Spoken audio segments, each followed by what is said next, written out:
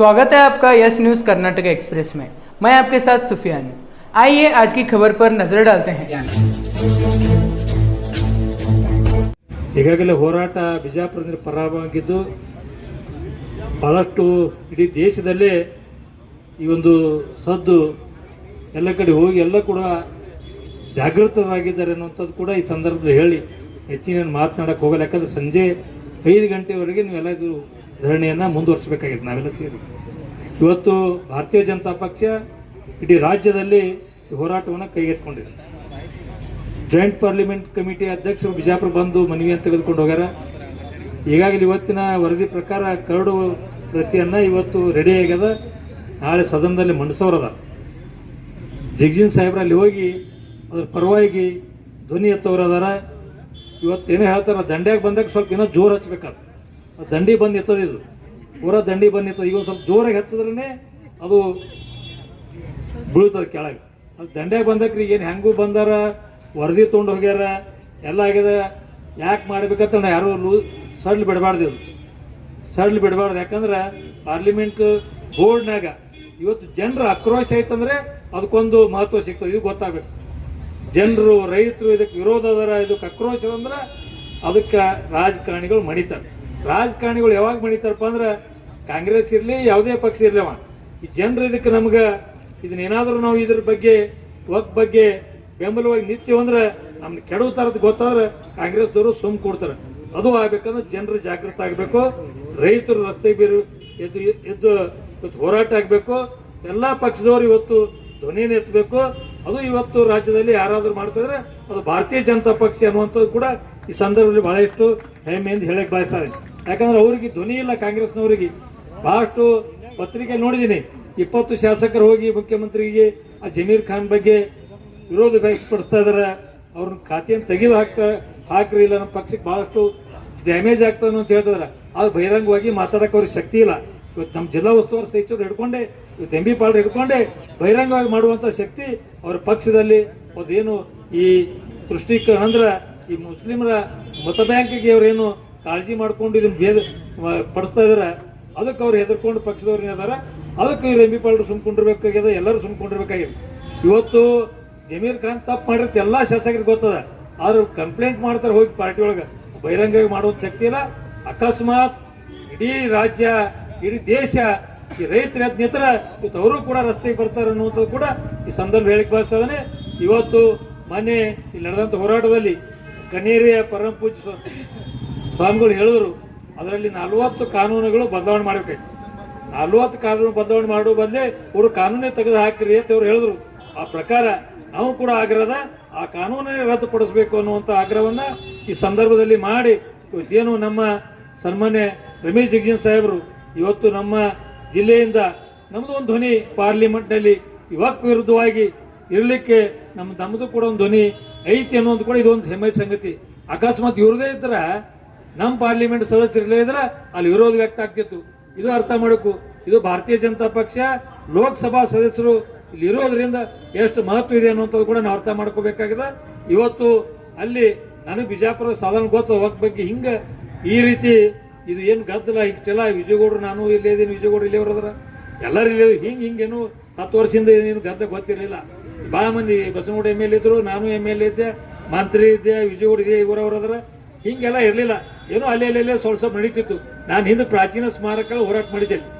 ಪ್ರಾಚೀನ ಸ್ಮಾರಕಗಳ ಹೋರಾಟ ನಾನು ಎಮ್ ಎಲ್ ಎ ಆಗುತ್ತ 1 ವರ್ಷ ಮುಂಚೆ ಹೋರಾಟ ಮಾಡಿದಾಗ ಇಡೀ ಬಿಜಾಪುರ ಎಲ್ಲ ಸ್ಮಾರಕಗಳನ್ನ ಇವ್ರ ರಾಜಕಾರಣಿಗಳು ಕಬ್ಜಾ ಮಾಡುವಂತ ಹೊಂದಾಡಿದ್ರು. ಅವಾಗ ಹೋರಾಟ ಮಾಡಿದ್ರೆ ಕೆಲವೊಂದು ಕಟ್ಟಡಗಳು ಉಳಿದು, ಕೆಲವು ಎಲ್ಲ ಕಾಂಪ್ಲೆಕ್ಸ್ ಆಗಿ ಹೋಗ್ತಿದ್ವು, ಕಾಂಪ್ಲೆಕ್ಸ್ ಆಗಿ ಹೊಂಟಿದ್ವು. SM ಕೃಷ್ಣ ಸರ್ಕಾರ ಇದ್ದಾಗ ನಾವು ಹೋರಾಟ ಮಾಡಿದ್ವಿ. ಬಜರಂಗ ದಳ ವಿಶ್ವ ಹಿಂದೂ ಪರಿಷತ್ ಮತ್ತು ಪ್ರಾಚೀನ ರಚನಾ ಸ್ಮಾರಕ ವೇದಿಕೆ ಅಂತ ನಾನೇ ಒಂದು ಅಧ್ಯಕ್ಷರಾಗಿ ಮಾಡಿ ಹೋರಾಟ ಮಾಡಿ ಜನ ಜಾಗೃತಿ ಮೂಡಿತು. ಹಲವಾರು ಇಲ್ಲಿ ಹಳೆ ಕಟ್ಟಡಗಳು ಹಂಗೆ ಉಳಿದು, ಇಲ್ಲಾಂದ್ರೆ ಅವೆಲ್ಲ ಕಾಂಪ್ಲೆಕ್ಸ್ ಆಗಿ ಹೋಗ್ತಿದ್ವು. ಅದೇ ರೀತಿ ಸಣ್ಣ ಒಂದು ಮಾಹಿತಿಯನ್ನು ಕೊಟ್ಟು ನಾನು ಮಾತು ಮುಗಿಸ್ತೀನಿ. ಇಲ್ಲಿ ಹೆಂಗಾಗ್ಯದ ಅಂದ್ರೆ ಏನಾಗಿ ನಮ್ಮ ಅರುಣ್ ಶಾಪ್ರವರು ಎಲ್ಲ ನಾಯಕರು ಹೇಳಿದ್ರಲ್ಲ, ಲ್ಯಾಂಡ್ ಮಾಫಿಯಾ ಇದ್ರೆ ಸೇರ್ಕೊಂಡಿತ್ತು. ಅಧಿಕಾರಿಗಳು ಕಟ್ಕೊಳ್ಳೋದು, ನಮ್ಮ ಹೊಲದ ಮಗ್ಲಿದ್ದವ್ರು ಯಾರಾದರೂ ಅಂದ್ರೆ ಒಬ್ರು ಹೆಲ್ಪ್ ಸಂಖ್ಯಾತರ ಮಗ್ಲಿದ್ದು ಹೊಲದವ್ರು ಯಾರು ಹಿಂದೂಗಳಿದ್ರೆ ಅವ್ರು ಅದ್ರಾಗ ಒಂದು ವಕ್ ಪತ್ರ ಸೇರಿಸ್ಬಿಡೋದು. ಅವ್ರು ಇಲ್ಲ ನಮ್ಮ ವಕ್ ಪತ್ರ ಸೇರಿದಂದ್ರೆ ನಾವು ತಗ್ಸೋತೀವ್ರಿ, ಅರ್ಧ ರೇಟ್ನಾಗ ಕೊಡ್ರಿ ಅಂತ ಹೇಳೋದು. ಇದು ಕೂಡ ಬಿಜಾಪುರ ಭಾಳ ಆಗ್ಯಾವ. ಇದು ಲ್ಯಾಂಡ್ ಮಾಫಿಯಾ ಆಯ್ತು. ಲ್ಯಾಂಡ್ ಮಾಫಿಯಾ ಅಂದ್ರೆ ಜಿಯಾದತ್ತಿ ಅಂದ್ರಲ್ಲ ಅದೇ ತರ ಇದು ನನಗೆ ಬೆಳಕಿ ಭಾಳಷ್ಟು ಬಂದ. ನಿನ್ನೆನೆ ನಮ್ಮ ದೋಸ್ತ ಒಬ್ಬ ರಾಜೋತ್ ಹಿರೇಬೆನ್ನೂರ್ದವ, ನನಗೆ ಗೊತ್ತೇ ಇಲ್ಲ, ಅದು ಫ್ಯಾಕ್ಟ್ರಿ ಮಗ್ಲಿತ್ತು, ಅದು ಕೇಳಾತಾರ ಸಾಹೇಬ ಅದು ಮಾರು ಏನಂದ, ಆಯ್ತು ಹೇಳಿದ್ರು ಉದಾರಿ ತೆಗೆದು ನೋಡ್ತೀವಿ ಅದ್ರ ವಾಕ್ ಗೊತ್ತೇ ಇಲ್ಲ ಯಾರು ಸೇರ್ಸ್ಯಾರ ಅಂದ್ರೆ ಅದ್ರ ಮಗ್ಳು ಜಾಗೀರ್ದಾರ ತಗೋದನ್ನ, ಅವನಿಗೆ ಅದು ಜಮೀನು ಕೇಳಿದ್ರೆ ಕೊಡ್ಲಿಲ್ಲತ್ತ, ಅವಾಗ ಸೇರಿಸ್ಬಿಟ್ಟದು. ನಾ ಕೇಳಿದ್ರೆ ಕೊಟ್ಟಿಲ್ಲ, ನಾವು ಯಾವುದೋ ರೊಕ್ಕ ಇಲ್ಲಿ ತಿನ್ನಿಸಿ ಇಲ್ಲಿ ಅಧಿಕಾರಿಗಳದೊಂದು ಏನದು ಕಚೇರಿ ಅದಲ್ಲ ಅದೊಂದು ಮಾಫಿಯಾ. ಇಲ್ಲೋ 40 ಎಕರೆ ಇತ್ತು, ವಿಜಯಗೌಡ ಗೊತ್ತಿರ್ಬೇಕು, ಅವ್ರ ಕಡೆ ಬಂದಿತ್ತು, ನನ್ನ ಕಡೆ ಕೇಸ್ ಬಂದಿತ್ತು, ಅದು ಭಾಳ ವರ್ಷ ಹಿಂದದು. ಅದಕ್ಕೂ ಹಂಗೆ ಮಾಡಿದ್ರು, ಅಲ್ಲಿ ಒಬ್ಬ ಕಬ್ಜೆ ಇದ್ದ, ಅದಕ್ಕೂ ವಾಕ್ಪತ್ ನೋಟಿಸ್ ಕೊಟ್ರು. ಅದು ತೆಗಿತೀನೋ ಅಂದ್ರೆ ನಾವು ತೆಗ್ಸ್ಕೋತೀವಿ, ನಮ್ಗೆ ಅರ್ಧ ರೇಟ್ನಾಗ ಕೊಡ್ರಿ ಅಂದ್ರೆ ಇದು ಒಂಥರ ಲ್ಯಾಂಡ್ ಮಾಫಿಯಾ. ಇದು ವೈಯಕ್ತಿಕ, ಇದು ಜಾತಿ ಮುಸಲ್ಮಾನರು ಹಿಂದೂ ಅನ್ನೋಕ್ಕಿಂತ ಈ ಒಂದು ಹಲವಾರು ಕಾಂಗ್ರೆಸ್ ಲೀಡರ್ಗಳು ಹೆಚ್ಚು ಇದನ್ನು ಲಾಭ ಪಡೆದವರು ಅಲ್ಪಸಂಖ್ಯಾತ ನಾಯಕರು. ಅಲ್ಪಸಂಖ್ಯಾತ ಮುಸ್ಲಿಂ ನಾಯಕರೇ ಹೆಚ್ಚು ಈ ಬಡವರ ಜಮೀನುಗಳನ್ನ ಧಮಕಿ ಕೊಟ್ಟು ವಾಕ್ಪ ಸೇರಿಸಿ ಅದನ್ನು ತೆಗೆಯುವಂಥದ್ದು. ಇದರ ಮುಸಲ್ಮಾನರು ಸಿಕ್ಕೊಂಬಿದ್ದಾರೆ ಬಹಳಷ್ಟು ಮಂದಿ, ಅವ್ರಿಗೆ ಹೆದರಿಸಿ ಅವ್ರ ಮೇಲೆ ಹಾಕ್ಯಾರ. ಅಂದ್ರೆ ಇದೊಂದು ದೊಡ್ಡ ಲಾಬಿ ಅದು ಕರ್ನಾಟಕ ರಾಜ್ಯದಲ್ಲಿ. ಅದು ಬಿಜಾಪುರದ ನನಗೆ ಗೊತ್ತದ, ಉಳಿಕೆ ಕಡೆ ಬೇರೆ ಕಡೆ ಜಿಲ್ಲೆ ಮಾಹಿತಿ ಇಲ್ಲ. ಇದನ್ನ ಕಾನೂನೇ ತೆಗೆದು ಹಾಕ್ಬಿಟ್ರ ಎಲ್ಲಾ ರೈತರಿಗೆ ಅನುಕೂಲ ಆಗ್ತದ, ಸಾಮಾನ್ಯ ಜನರಿಗೆ ಅನುಕೂಲ ಆಗ್ತದ. ಆ ನಿಟ್ಟಿನಲ್ಲಿ ಇವತ್ತು ಈ ದೇಶದಲ್ಲಿ 370 ತೆಗೆದವರು ಭಾರತೀಯ ಜನತಾ ಪಕ್ಷ, ನರೇಂದ್ರ ಮೋದಿ ಅವರು. ಇದು ಗೊತ್ತಿರಲಿ ನಿಮಗೆ. ರಾಮ ಮಂದಿರ ಕಟ್ಟಡ ಆಗ್ಬೇಕು ಅನ್ನುವಂಥ ಬಹಳಷ್ಟು ಜನರ ಬೇಡಿಕೆ ಅದು ಆಗಿದ್ದು, ಬಹುಜನರ ಬೇಡಿಕೆ ಆಗಿದ್ದು. ಇವತ್ತು ಭಾರತೀಯ ಜನತಾ ಪಕ್ಷ ನೇತೃತ್ವದ ನರೇಂದ್ರ ಮೋದಿ ಅವರ ಸರ್ಕಾರ ಇದ್ದಕ್ರೆ ಆಗಿದ್ದು. ಇಂಥ ಹಲವಾರು ಜಲವಂತ ಸಮಸ್ಯೆಗಳಿಗೆ ಇಡೀ ದೇಶದಲ್ಲಿ ಏನು ಕಾಡ್ತಾ ಇತ್ತು ಆಗಿದ್ದು ಸನ್ಮಾನ್ಯ ನರೇಂದ್ರ ಮೋದಿ ಅವರ ನೇತೃತ್ವದಲ್ಲಿ. ಇವತ್ತು ರಾಮ ಮಂದಿರ ಆದ ನಂತರ ಒಂದರೆಲ್ಲ ಗಲಾಟೆ ಆಯಿತು. ಯಾರೇ ಮುಸ್ಲಿಮರ ವಿರೋಧ ನೋಡಿ ಯಾರೂ ಕೂಡ ಮಾಡಲಿಲ್ಲ, ಯಾರೋ ಬಗ್ಗೆ ಅದ್ರ ಬಗ್ಗೆ ವಿಚಾರ ಇಲ್ಲ.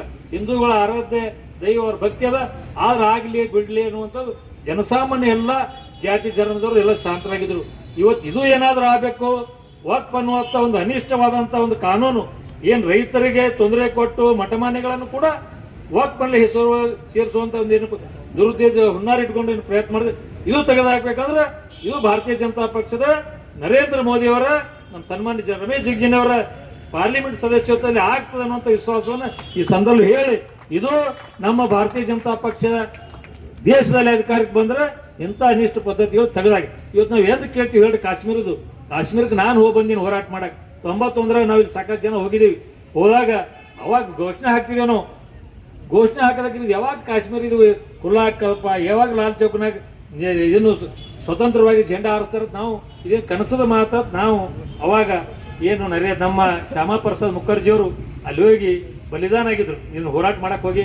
ಅವರು ಪಾರ್ಲಿಮೆಂಟಿನ ಸಚಿವ ಸ್ಥಾನಕ್ಕೆ ರಾಜೀನಾಮೆ ಕೊಟ್ಟು ಬಂದು ಹೋರಾಟ ಮಾಡಿದ್ರು. ಇದು ಭಾರತೀಯ ಜನತಾ ಪಕ್ಷದ ಮೊದಲೇ ಅಧ್ಯಕ್ಷರು. ಅವಾಗ ಅಲ್ಲಿ ಘೋಷಣೆ ಹಾಕ್ತಿರು, ಜಹಾ ಹುವಾ ಬಲಿದಾನ ಮುಖರ್ಜಿ ಓ ಕಾಶ್ಮೀರ್ ಹಮಾರ ಹೇಳಿ. ನಮ್ಮ ದೇಶದ ಭೂಮಿಗೆ ನಾವೇ ಹೋರಾಟ ಮಾಡುವಂತ ಪ್ರಸಂಗಿತವಾಗಿ ಕಾಶ್ಮೀರ ನಮ್ಮದೇ ಆದ್ರೂ ನಮ್ಮದು ಇಲ್ಲ ಅನ್ನುವಂಥ ಸ್ಥಿತಿ ನಿರ್ಮಾಣ ಆಗಿತ್ತು. ಅದು ನಮ್ಮದು ಅನಿಸಿದ್ದು ನರೇಂದ್ರ ಮೋದಿ ಅವರ ಒಂದು ನೇತೃತ್ವ ಸರ್ಕಾರ ಬಂದ ನಂತರ. ಇದು ಗೊತ್ತಿಲ್ಲ ಅದಕ್ಕೆ ಇವೆಲ್ಲ ಹೋರಾಟಗಳಲ್ಲಿ ನಾವೆಲ್ಲ ಇದ್ದೀವಿ, ರಾಮ ಮಂದಿರ ಹೋರಾಟದಾಗೂ ಇದ್ದೀವಿ ಕೂಡ. ಇವತ್ತು ಇದು ಏನಾದ್ರೂ ಆಗಬೇಕು ಅಂದ್ರೆ ನರೇಂದ್ರ ಮೋದಿ ಅವರು ಇವತ್ತೇನು ಆ ಕಾನೂನನ್ನ ಬದಲಾವಣೆ ಮಾಡಬೇಕು, ರೈತರಿಗೆ ಅನುಕೂಲ ಆಗಬೇಕು, ಇದರಿಂದ ಯಾರಿಗೂ ತೊಂದರೆ ಆಗಬಾರ್ದು. ಬ್ಲ್ಯಾಕ್ ಮೇಲ್ಗಳು, ಹೆದರಿಕೆ ಹಾಕುವಂಥದ್ದು, ಜಮೀನು ಕಬ್ಜಾ ಮಾಡುವಂಥದ್ದು, ಈ ಲೀಡರ್ಗಳು ಹೊಟ್ಟೆ ತುಂಬಿಸ್ಕೊಳ್ಳುವಂಥದ್ದು ಬಹಳಷ್ಟು ನಾಯಕರು ಇದರಲ್ಲಿ ಕೈವಾಡದು. ಇಡೀ ದೇಶದಾಗ ರಾಜ್ಯದಾಗ ಬಹಳಷ್ಟು ರಾಜಕಾರಣಿಗಳ ಒಂದು ಕೈವಾಡದಿಂದ ಯಾವಾಗ ಬೇಕೋ ಹೋಗಿ ಹಾಕ್ತಾರೆ, ಯಾವಾಗ ಬೇಕೋ ತಕ್ಕೋತಾರೆ. ಬೇಕಾ ಹಿಂದಕ್ಕೆ ರೆಕಾರ್ಡ್ ತೆಗೆದು ನೋಡ್ರಿ, ಎಷ್ಟುಗಳು ನೋಟಿಸ್ ಕೊಟ್ಟಿದ್ರು, ಎಷ್ಟು ವಾಪಸ್ ಬೇಕಂದಕ್ಕೆ ತಕೊಂಡ್ರೆ. ಇದ್ರಾಗ ಭ್ರಷ್ಟಾಚಾರ, ದುಡ್ಡಿನ ವ್ಯವಹಾರ, ಕೋಟ್ಯಾಂತರ ನೂರಾರು ಸಾವಿರಾರು ಕೋಟಿ ರೂಪಾಯಿ ವ್ಯವಹಾರದಲ್ಲಿ ಈ ಒಂದು ಈ ಅಲ್ಪಸಂಖ್ಯಾತ ನಾಯಕರು, ಮುಸ್ಲಿಂ ನಾಯಕರು ಕೂಡ ಇಲ್ಲಿ ಇದಾರ ಅನ್ನುವಂಥ ಮಾತನ್ನ ಈ ಸಂದರ್ಭ ಹೇಳಿ, ಇವತ್ತು ಈಗ ಈ ಹೋರಾಟ ಏನು ನಾಳೆ ಪಾರ್ಲಿಮೆಂಟ್ನಲ್ಲಿ ಎರಡೂ ಇದರಲ್ಲಿ ಪಾಸ್ ಆಗಿ ರಾಷ್ಟ್ರಪತಿ ಅಂಗೀಕೃತ ಆಗಿರುವವರೆಗೂ ಕೂಡ ಭಾರತೀಯ ಜನತಾ ಪಕ್ಷ ಹೋರಾಟ ಮುಂದುವರಿತದ. ರೈತರ ಒಂದು ಬೆಂಬಲದ ಒಂದು ಮಾತನ್ನು ಹೇಳಿ ನಾನು 2 ಮಾತಿಗೆ ವಿರಾಮ ಹೇಳ್ತೀನಿ. ಬೋಲೋ ಭಾರತ್ ಮಾತಾ ಕಿ. ಯಾವುದೇ ಹೊಸ ಸುದ್ದಿಯನ್ನ ನೋಡಲು ನಮ್ಮ ಎಸ್ ನ್ಯೂಸ್ ಕರ್ನಾಟಕ ಎಕ್ಸ್ಪ್ರೆಸ್ ನ ನೋಡ್ತಾ ಇರಿ. ಹಾಗೆ ನಮ್ಮ ಚಾನೆಲ್ ನ ಸಬ್ಸ್ಕ್ರೈಬ್ ಮಾಡಿ, ಬಾಜು ಇರುವ ಬೆಲ್ ಐಕಾನ್ ಅನ್ನ ಕ್ಲಿಕ್ ಮಾಡಿ. ಹಾಗೆ ನಮ್ಮ ಚಾನೆಲ್ ನ ಲೈಕ್ ಮಾಡಿ, ಶೇರ್ ಮಾಡಿ. ನಮ್ಮ ನಡೆ ಸತ್ಯದ ಕಡೆ.